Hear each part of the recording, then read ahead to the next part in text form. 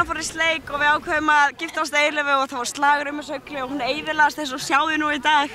En við erum... Og, fyrirgeðu, Bibi, hvað heitir þessu ugla? Ég heiti Herdís. Hún heitir Böðvar! Hún heitir Böðvar en ég elskar að satt og við erum búin að lofa hvort öðru að Eilífu.